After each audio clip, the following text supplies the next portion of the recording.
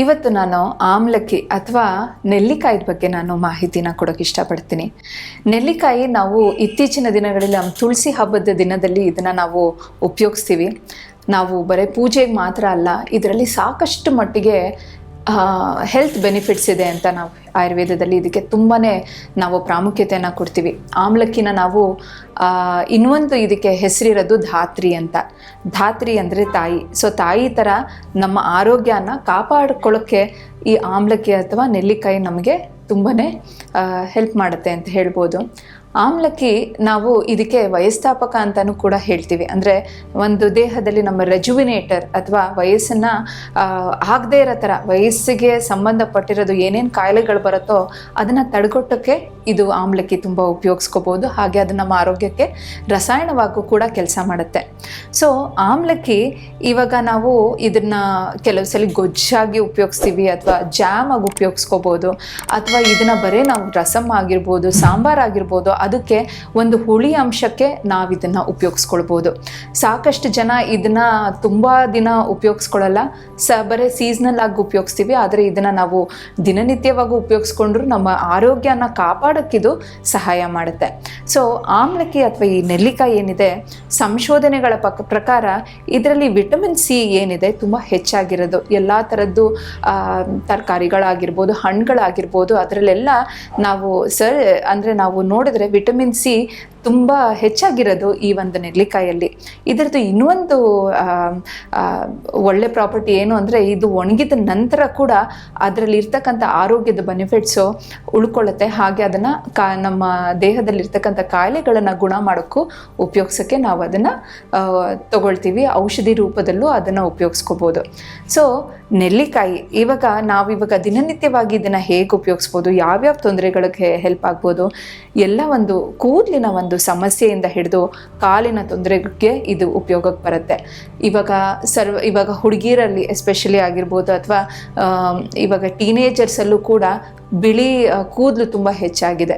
So ಇವಾಗ ನಾವು ಉಪಯೋಗಿಸೋ ಒಂದು ರಾಸಾಯನಿಕ ಪದಾರ್ಥಗಳಾಗಿರ್ಬೋದು, ಇವಾಗ ಶ್ಯಾಂಪೂ ರೀತಿಯಲ್ಲಿ ಆಗಿರ್ಬೋದು, ಸೋಪ್ಗಳಾಗಿರ್ಬೋದು, ಸೊ ಇದರಿಂದ ಬರ್ತಕ್ಕಂಥ ಒಂದು ಹಾರ್ಮ್ಫುಲ್ ಎಫೆಕ್ಟ್ ಆಗಿ ಬಿಳಿ ಕೂದಲು ಕಾಣಿಸ್ಕೊಳ್ಳೋದಾಗ್ಬೋದು, ಅಥವಾ ಪೊಲ್ಯೂಷನ್ಗೆ ಎಕ್ಸ್ಪೋಸ್ ಆಗಿರೋದ್ರಿಂದ ಆಗಿರ್ಬೋದು. ಸೊ ಅದನ್ನು ಕಮ್ಮಿ ಮಾಡೋಕ್ಕೆ ನಾವು ಆಮ್ಲಕ್ಕಿನ ಅಥವಾ ನೆಲ್ಲಿಕಾಯಿನ ಉಪಯೋಗಿಸ್ಬೋದು.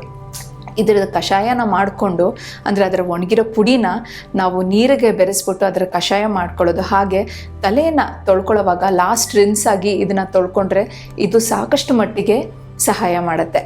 ಎರಡನೇದು, ಕಣ್ಣಿನ ಸಮಸ್ಯೆಗೂ ಕೂಡ ನಾವು ನೆಲ್ಲಿಕಾಯಿನ ಉಪಯೋಗಿಸ್ತೀವಿ. ಇದನ್ನು ನಾವು ದಿನನಿತ್ಯವಾಗಿ ತಗೊಳ್ತಾ ಇದ್ದರೆ ಕಣ್ಣಿನ ಸಮಸ್ಯೆಗಳು ಸಾಕಷ್ಟು ಮಟ್ಟಿಗೆ ಕಡಿಮೆ ಆಗುತ್ತೆ.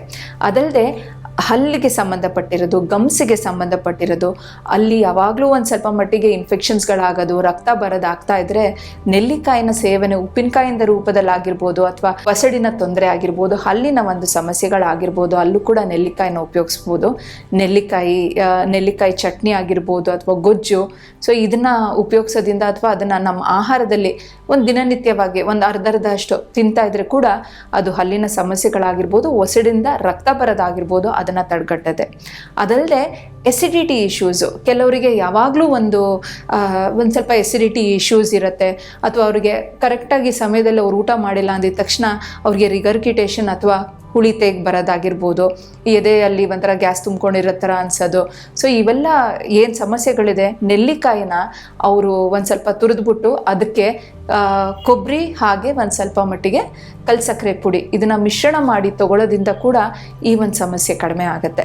ಅದಲ್ಲದೆ ಈ ಹೊಟ್ಟೆಯ ಒಂದು ಸಮಸ್ಯೆಗಳಾಗಿರ್ಬೋದು, ಇವಾಗ ನಾನು ಹೇಳ್ತಿದ್ದೆ ಎಸಿಡಿಟಿ ಆಗಿರ್ಬೋದು, ಇನ್ಫೆಕ್ಷನ್ಗಳಾಗಿರ್ಬೋದು, ಅದನ್ನು ತಡೆಗಟ್ಟಕ್ಕೆ ನೆಲ್ಲಿಕಾಯಿನ ಉಪಯೋಗಿಸ್ತೀವಿ. ಹಾಗೆ ಡಯಾಬಿಟೀಸ್ ಅಂದರೆ ಮಧುಮೇಹದ ಒಂದು ಸಮಸ್ಯೆ ಸಾಕಷ್ಟು ಜನರಿಗೆ ಇತ್ತೀಚೆಗೆ ಇನ್ನೂ ಹೆಚ್ಚಾಗ್ತಾ ಇದೆ. ಇದನ್ನು ತಡೆಗಟ್ಟಕ್ಕೂ ಕೂಡ, ಹಾಗೆ ಮಧುಮೇಹ ಬಂದಿದ್ರೆ ಅದನ್ನು ನಿವಾರಣೆ ಮಾಡೋಕ್ಕೂ ಕೂಡ ಈ ನೆಲ್ಲಿಕಾಯಿನ ನಾವು ಉಪಯೋಗಿಸ್ಬೋದು. ಇದನ್ನು ನಾವು ಅರಿಶಿಣದ ಜೊತೆ ನಾವು ಅದನ್ನು ಚಟ್ನಿ ಮಾಡ್ಕೊಳ್ಳೋದಾಗಿರ್ಬೋದು, ಅಥವಾ ನಮ್ಮ ಒಂದು ಸ್ವಲ್ಪ ಮಟ್ಟಿಗೆ ಆಹಾರದಲ್ಲಿ ಸೇವನೆ ಮಾಡೋದ್ರಿಂದ ಕೂಡ ಈ ಮಧುಮೇಹದ ಸಮಸ್ಯೆ ಒಂದು ಸ್ವಲ್ಪ ಮಟ್ಟಿಗೆ ನಿಯಂತ್ರಣ ಮಾಡೋಕ್ಕೆ, ಇದು ಡಯಾಬಿಟೀಸ್ಗೂ ಸ್ವಲ್ಪ ಮಟ್ಟಿಗೆ ಕೆಲಸ ಮಾಡೋಕ್ಕೆ ಇದು ಒಂದು ಒಳ್ಳೆಯ ಔಷಧಿ. ಹಾಗೆ ಅದಕ್ಕೆ ಸಂಬಂಧಪಟ್ಟಿರೋದು ಅದರಲ್ಲಿ ಇರ್ತಕ್ಕಂಥ ಕಾಂಪ್ಲಿಕೇಶನ್ಸ್ನ ನಿವಾರಣೆ ಮಾಡೋಕ್ಕೂ ಕೂಡ ಇದು ಸಾಕಷ್ಟು ಮಟ್ಟಿಗೆ ಹೆಲ್ಪ್ ಮಾಡುತ್ತೆ. ಸ್ಕಿನ್ ಪ್ರಾಬ್ಲಮ್ಸ್ ಅಂದರೆ ಇವಾಗ ಸೀಸ್ನಲ್ ಆಗಿ ಬರ್ತಕ್ಕಂಥದ್ದು ಸ್ಕಿನ್ ಪ್ರಾಬ್ಲಮ್ಸ್ಗಳಾಗಿರ್ಬೋದು, ಮಕ್ಕಳಲ್ಲಿ ಕಾಣಿಸ್ಕೊಳ್ಳೋದು ತುಂಬ ಇಚ್ಚಿಂಗ್ ಆಗಿರ್ಬೋದು, ಡ್ರೈ ಸ್ಕಿನ್ ಇಶ್ಯೂಸ್ ಆಗಿರ್ಬೋದು. ಸೊ ಆ ಒಂದು ಸಮಸ್ಯೆಯಲ್ಲೂ ಕೂಡ ಇದರ ಒಂದು ಪುಡಿಯನ್ನು ನಾವು ನೀರು ಜೊತೆ ಬೆರೆಸ್ಬಿಟ್ಟು ಕಷಾಯನ ಮಾಡಿಕೊಂಡು ಅದರಲ್ಲಿ ಒಂದು ಸ್ವಲ್ಪ ಮಟ್ಟಿಗೆ ಸ್ನಾನಕ್ಕೆ ನೀರಕ್ಕೆ ಅದನ್ನು ಹಾಕಿ 1-2 ಚಮಚದಷ್ಟು ಕೊಬ್ಬರಿ ಎಣ್ಣೆ ಬೆರೆಸ್ಕೊಂಡು ಸ್ನಾನ ಮಾಡಿದವಾಗ ಈ ಥರ ಡ್ರೈನೆಸ್ ಆಗಿರ್ಬೋದು, ಚರ್ಮದ ಒಂದು ಪೀಲಿಂಗ್ ಅಂತ ಏನು ಹೇಳ್ತೀವಿ, ಈ ವೆದರಿಂದ ಬರ್ತಕ್ಕಂಥದ್ದು ಸ್ಕಿನ್ ಪ್ರಾಬ್ಲಮ್ಸ್ ಅವೆಲ್ಲ ಕೂಡ ತಡೆಗಟ್ಟುತ್ತೆ. ಸೊ ಇಷ್ಟು ಮಟ್ಟಿಗೆ ಇದಿರೋದು ಆಮ್ಲಕ್ಕಿಯ ಸ್ವಲ್ಪ ಗುಣಧರ್ಮಗಳ ಬಗ್ಗೆ ನಾನು ಇವತ್ತು ಹೇಳಿದೆ. ಇದ್ರದ್ದು ಸಾಕಷ್ಟು ಮಟ್ಟದ್ದು ಇನ್ಫಾರ್ಮೇಷನ್ ಇದೆ, ಆದರೆ ನಮಗೆ ಸಮಯ ಸೀಮಿತವಾಗಿರೋದ್ರಿಂದ ಇಷ್ಟು ಮಾಹಿತಿನ ಕೊಡ್ತೀನಿ ಇವತ್ತು.